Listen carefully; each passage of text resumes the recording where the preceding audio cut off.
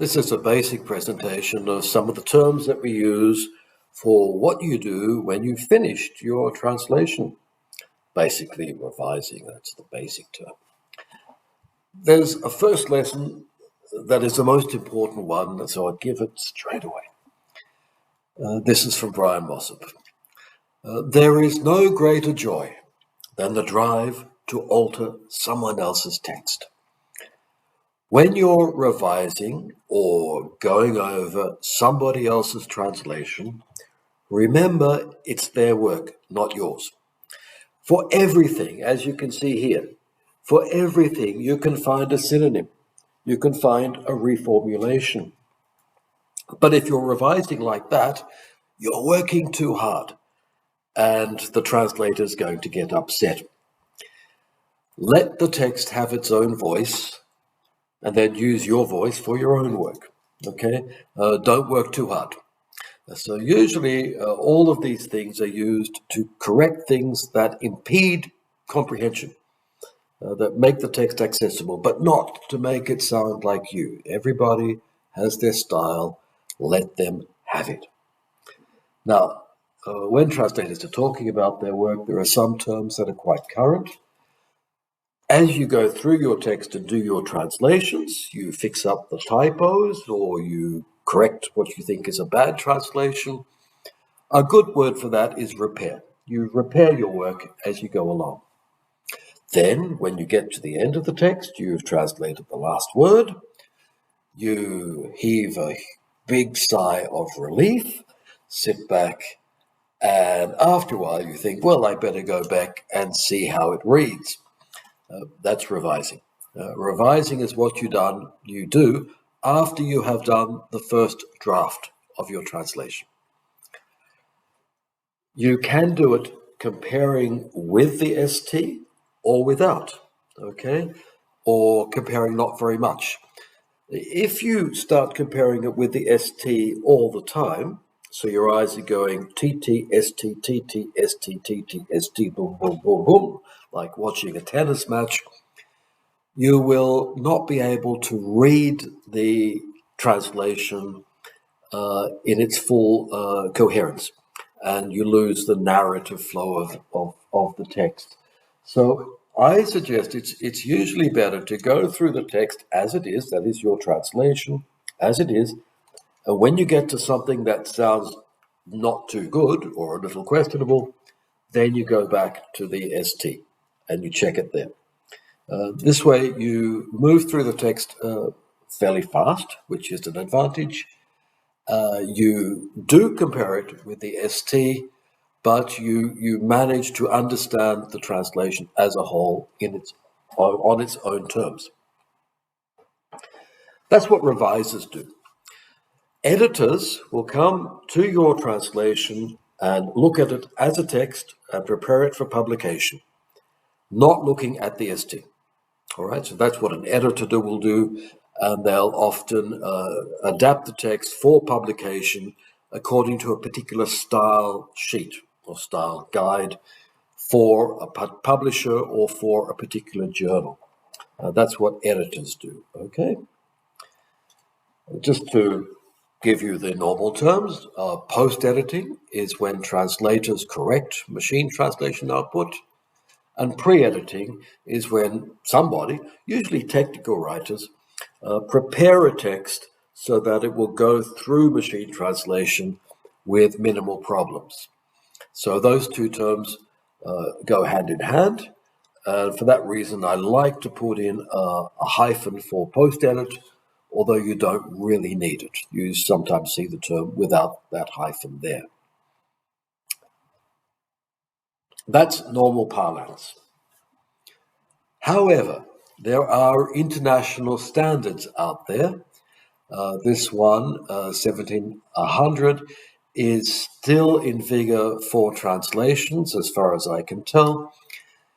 An international standard is an agreement on the terms that are going to be used in a particular field of economic activities. And this standard is written for language service providers, that is, the companies that buy and sell translations. It's not written for individual translators. So it's not addressed to us, but it does have a terminology, which is what you will find some clients and companies using. Okay, so checking is a general term they use for seeing if a translator has worked well. Okay, so the checking might be done by the translator, it might be done by somebody else, and it's going over and going through the text. It's close to what we were calling repairing. Okay. Revision, though, here is specifically a bilingual examination. It's looking at the ST and the TT together, and you can see there's a bit of purpose theory built in there. All right. Now, the revision can be done by the translator, but there should also be somebody else doing it as well. In this standard, one of the features is that two people have to look at every translation that's done. Now, in the standard, the term review is used for a monolingual examination, okay, roughly corresponding to what was there for editing. But the review will go over and look at the text as it is in the target language without looking at the ST. Then they use the term proofreading for that kind of detailed activity that we associated with editing in the previous slide. Okay, so proofreading means going through the details, applying the style sheet, and getting it ready for printing. As I said, in this standard, the most important thing is that two people have to go over every translation, either revision or review.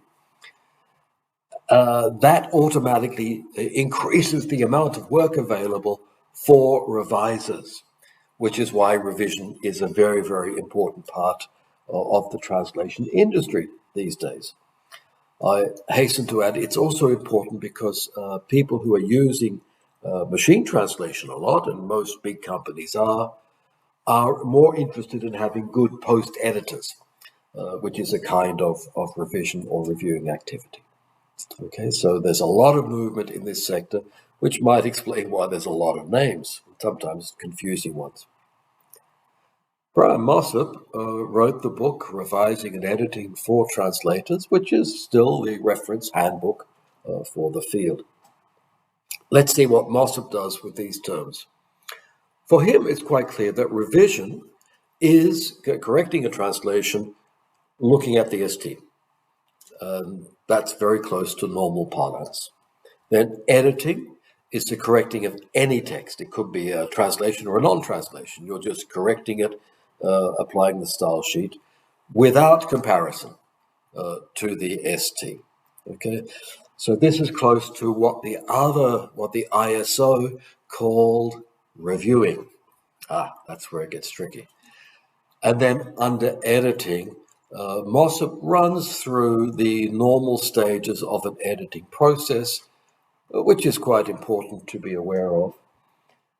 Copy editing means going over, applying the style sheet, correcting the spelling and things like that, all the obligatory things. That requires great attention to detail.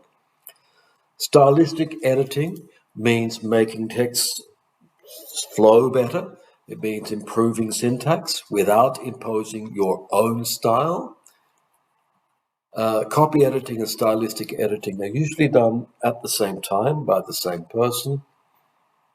Then, structural editing, you might want to do this in a second reading of the text, because when you're editing, you're focusing on all the small details as you go along. You don't see the big things, like you don't see the chapter headings, or you don't see the running heads at the top of the chapters, or you don't see it where somebody might say, here we address three things, 1, 2, and number 3 is missing. You don't see that. So you go through and you do a structural reading looking at the big things in the text. I hasten to point, and that would be separate, okay? I hasten to add that I actually edited the first edition of Mossop's book, and I missed a mistake in the title on the spine of the book, okay? Uh, so a pretty big and obvious thing. It was so big you don't see it. A different level there is content editing, and this can mean checking the facts, altering the facts, updating content. Translators may or may not be involved in that, but we just recognize it here as a kind of editing. So for Mossop, it's simple. There are just two terms and then lots and lots of kinds of and levels of editing. One further term I would like to add, this I've encountered more in the United States than anywhere else. It's TEP or TEP. That stands for translating, editing, proofreading, which is strange because most kinds of editing include proofreading, but there we go. And this is useful if you're selling your services as a translator. You indicate to your client or to the agency or to the company that you are providing a translation, and you can edit the text and you can proofread it if they have a particular style sheet. Okay, that's a good thing to communicate. Another way of doing that is when you're, for example, giving a quote for a translation job, and you ask the client, well, what level of quality do you require for this? And the clients will always say, well, top quality, give me the best. I don't want a bad translation. And you say, oh, good, well, that means double revision. I'll have to add on 25%. And the client will say, oh, well, you know what, we're not going to publish this text. It's just for internal consumption, etc. Then you say, well, single revision will be enough. Good, that's 10%. Or you adjust the percentages, etc. It's good to use those instruments, that is, quotes and invoices, to communicate to clients that translators do more than translate. In this case, they can do a degree of revision, of editing, of proofreading, of content editing, if necessary. Now, to close, just some very simple questions about revision with some very simple answers. Should you revise or edit? Well, yes and yes. Do both. If you're going to get paid for both. Okay. Well, you do a first revision of your translation because it's your reputation on the line. That you're going to do anyway, before it goes out. Should you do a second revision or a third revision? Should you be editing and applying a style sheet? Yes, if you can get your client to pay for it. If not, you might want to think about not doing it. There's no sense in working if you're not getting paid for it. Who should do it? Well, the first time, you, because it's your reputation on the line. Give it one read through. But it's really good to have somebody else look at the text with fresh eyes who hasn't seen the ST. So, for example, for many years, I would have a friend who was a translator. I would revise everything he translated, and he would revise everything I translated. We learnt not to upset each other, to allow each other to have our independent voices, but to pick up what were clear mistakes. And that was efficient, useful, and friendly. Okay, lots of arguments come about through revisers having some preferences and others not having the same preferences. When should you revise? Easy. As long as possible after translating, such as the next day or 3 days later if your deadlines allow it.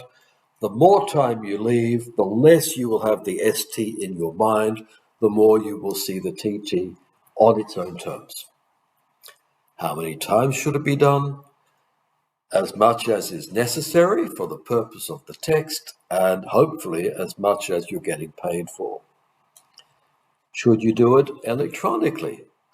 Well, for many years, I used to believe that I would see things only on paper and not on the computer screen. And so I would print everything out and do the revision manually. Then I got smart and I bought myself a big computer screen so I could see everything really well.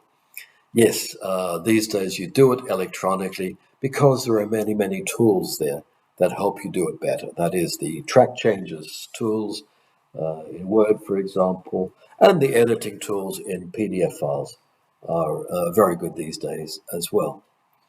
How can you keep track? I just said it. Track Changes has lots of tools for keeping track of who has done what. And that's one of the big problems. You forget, am I working on the right version of it? Is this version 5 or version 4? With Track Changes, you can see that very easily. You can also put in notes in the properties function in Word, if you're working in Word, to indicate who has done what at what level. Okay, so look at properties and you'll see what I'm talking about. That's it. Those are the basic pointers, the basic words, and the few recommendations that we have for what is becoming one of the more important activities that translators do and get paid for.